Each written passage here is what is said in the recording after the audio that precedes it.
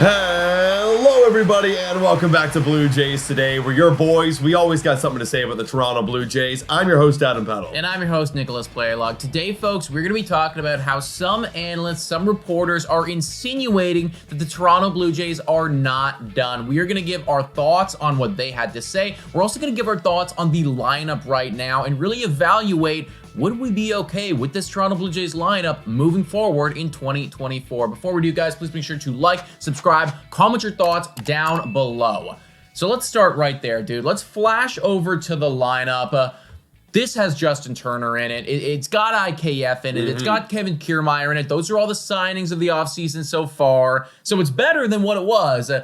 Are you happy with where this team is at right now? I mean, I'm certainly a lot happier than where it was 3 months ago. You know what I mean? Like, we were looking at no Justin Turner. I mean, IKF could have literally been anybody. I really don't care about IKF's in the lineup. But Justin Turner and that signing, I was saying to you right before this podcast, the more the days go on, the more I realize how good of a signing that is. Like, that guy was one of the best hitters on the Boston Red Sox in terms of clutch situations, and it reflects in his amount of RBIs. So definitely a lot better. However, right after him is when the lineup starts to get to a big kind of question mark. Years past, we had like a deep lineup. Like, we would have Teoscar Hernandez down there and Danny Jansen really deep down there. Do you remember the Chapman. Lord batting seventh? Lourdes batting seventh. That was crazy. Dude, Lourdes is a prime key part of driving in runs with the Arizona Diamondbacks World Series team. And that was the benefit of the Blue Jays back in the day. So obviously, I'm used to such a better lineup.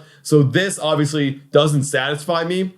Now, the whole conversations of, and we're going to get into some of what people are saying, but the conversations of maybe the Blue Jays aren't done. Like, sure, I'm absolutely about adding more bats. Like, go get Soler, go do it. But then you're starting to run into a few issues where it's like, okay, well, then what the hell was the IKF signing? And what are you going to do with Schneider and Biggio? Like, what are these roles? I mean, hell, I'm not going to complain, though, on the surface level. You're going to service great players every single day.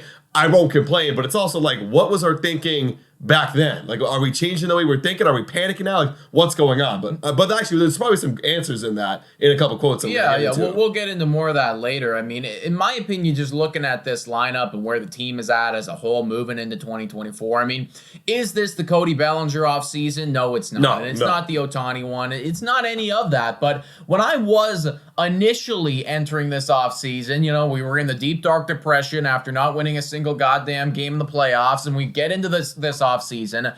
This is kind of along the lines of what I anticipated, what I expected. We've had the big off seasons in the past of bringing in Springer and bringing in Gausman and bringing in others, right? This is an off season so far anyways. Maybe they do go and do something else.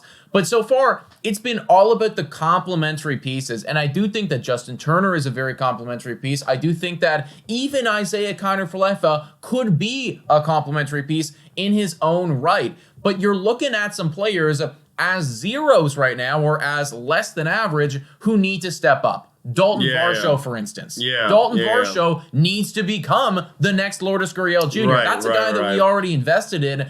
And I'm kind of hoping and buying into the fact that he is going to do that. Those two catchers, Alejandro Kirk coming off of a down year, Danny Jansen, phenomenal, but not always on the field. That's something that we need to see. Do you think that it's almost too much wishful thinking? Because like back in the day, obviously we knew who these guys were and we were super happy with having Lourdes down in the 7th spot. But do you almost think like we're almost relying on hope? On a lot of hope right now that they're going to bounce back and be better? Well, of course, there is always going to be that element. But I mean, when you're looking at these guys, like, I don't believe for a second that Dalton Varsho is as bad as he was last year. If he gets any worse, my God, we failed that trade. For real, dude. I mean, like, you watch this guy pop off in Arizona for a few years. He is better than what he showed to us last season, right? Davis Schneider has shown that he is capable of greatness at this league. Can he do it at a consistent basis? That's what we're going to learn this upcoming season. And George Springer, I mean, I think that there's a little bit left in the tank.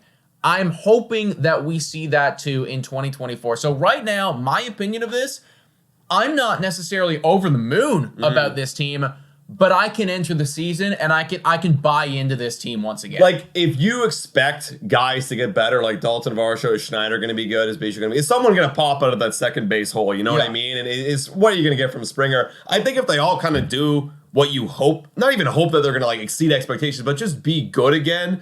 Like go back to where you were. Go back to the average, your career average. Like if you can just do that again, then we're going to be fine. I think the really big piece, and I keep bringing this up, is Vladimir Jr. Because if he can, like he's probably got the most pressure. Like I'm not putting on pressure for Dalton Varsho to break out in a huge way or Alejandro Kirk or Schneider. I'm putting pressure on Vladdy right now to break out in a big way because if everyone else can just do their job and Vladdy becomes the superstar that we know and we hope that he can be back in 2021, now the lineup completely changes. We're just getting on base for Vladdy to drive in. 100%, dude. And I mean, I know that you talked about it very recently, just the mentality shift in Guerrero and what he's been saying. And now he's on the cover of the show and some of those quotes that he was coming out with. This guy feels like he is the most motivated that he has maybe ever been in the MLB because I think he understands that nothing is guaranteed. And if he can come back to that 2021 form, it is going to be phenomenal. So that's the lineup right now. All of that being said, though, would I like another guy? Of course I would like another guy. I will buy into this team. I will support this team to the day that I freaking die. I am with them in 2024.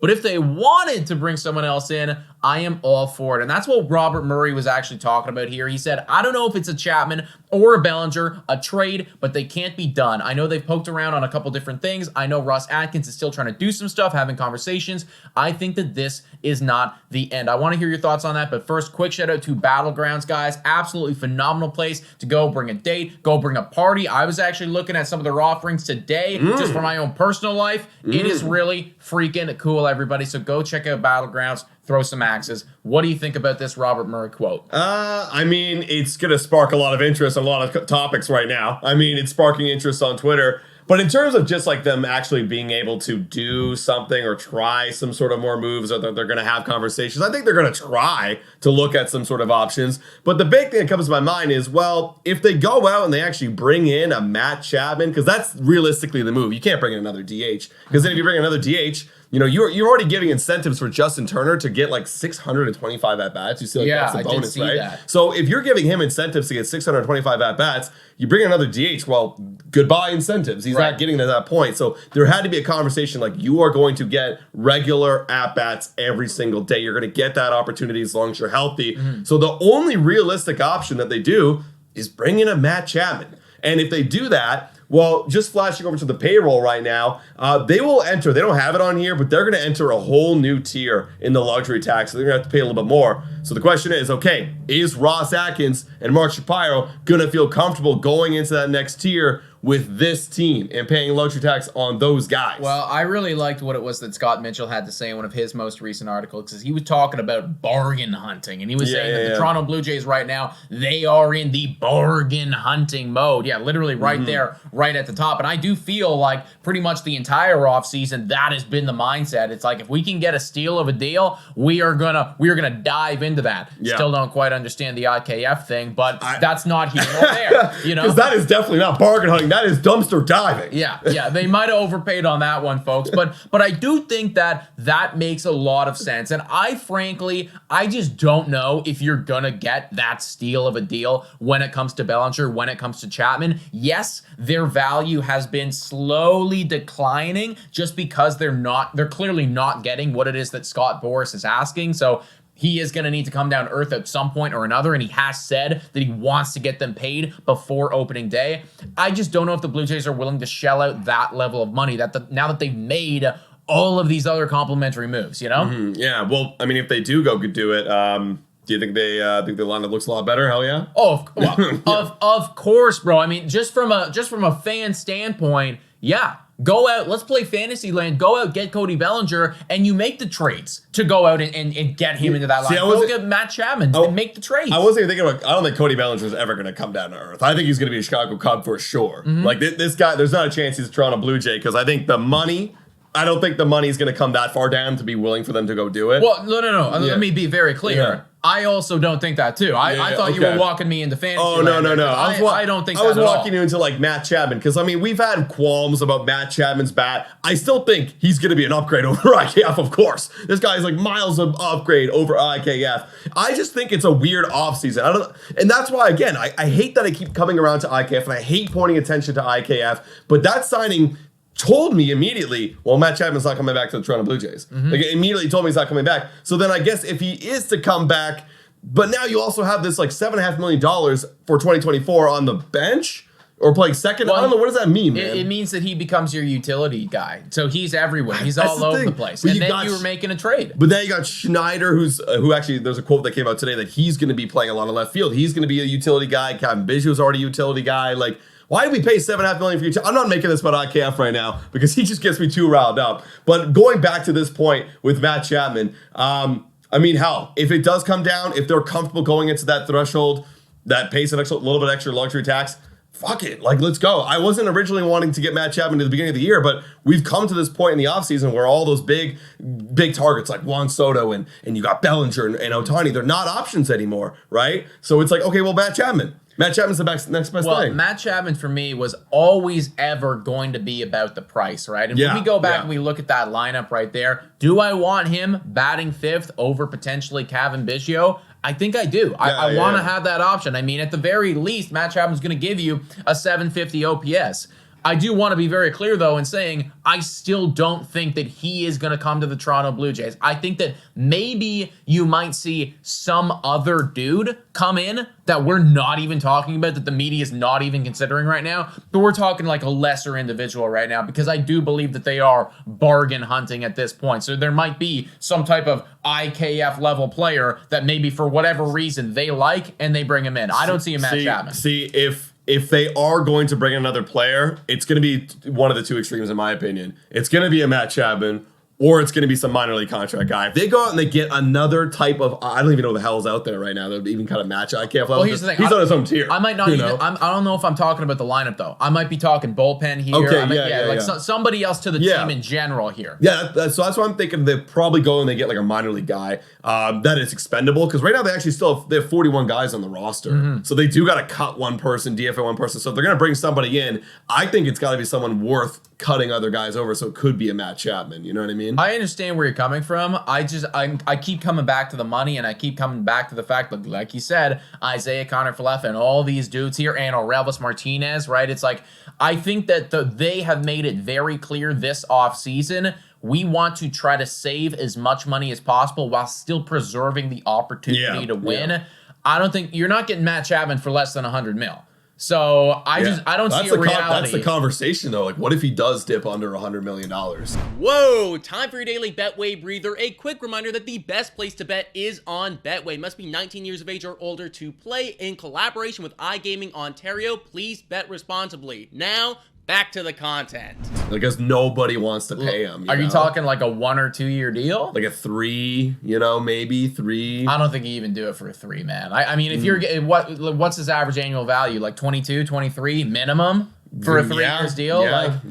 I just don't see that, because again, like we've said time and time again this offseason, the window is Guerrero and Bo, which is a 2-year window. So if you don't get him for it's either like you get him for 2 years or less, or then you're strapping in and you're paying them big bucks. I just don't see them doing So maybe you think like if they're bargain hunting and the price of Matt Chapman kind of drops a little bit, maybe then does Matt Chapman try and improve it in like a 1 or 2 year window and then try to get paid again maybe? If Chapman's value truly is so low and he's not getting the contract and he feels like he could next offseason make 150 if he comes and he bats in 30, hits 35 round trips, then maybe I could see like a high AAV 1 year deal. But even that feels like a stretch for the Blue Jays to go after. Because that's the thing. I mean, we love the glove. Obviously, the glove's incredible. Everyone always reminds us about the glove when we kind of like talk down on like Matt Chapman. But like, okay, well, you could go look at a bunch of players around the league that have had great gold glove kind of caliber. Like, look at IKF having a great glove,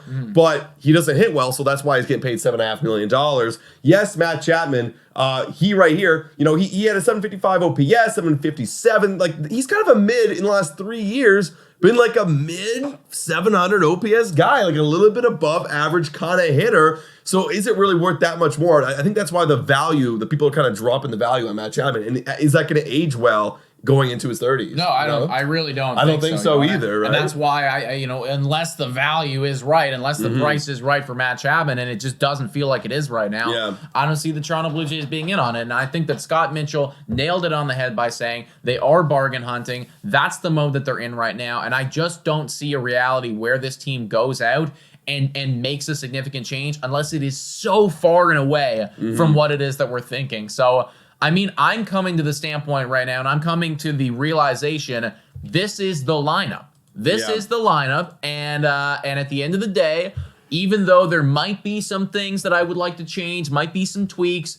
I am still a Toronto Blue Jays fan at heart. I'm going to buy in. I'm going to hope for the Vladdy bounce back. I'm going to hope for the Springer bounce back. I'm going to hope for the Schneider breakout. These are the guys that we're cheering on in 2024. It's so funny how the season works and the offseason works. You know, we're so angry when we lose in the wild card series. Then we're upset when we don't get the free agent. And then there's this calm period. I feel like January was this calming period for us. And honestly, probably our best month in free agency, signing two kind of guys like Justin Turner and Yari Rodriguez, right? So, but now that we signed with the guys that actually might help the Blue Jays in the next few years, you know, we're starting to come up a little bit now. Spring training's coming. Then we're going to get hype. For me, when I'm watching the Blue Jays, everyone's got a clean slate now. I am blanking everything about what happened last year, and it's you got this season to prove it. Because look, the reality is, folks, you guys can stay mad all you want about what happened in the past, but we have 2 years, 2-year window to try and pull home a chip.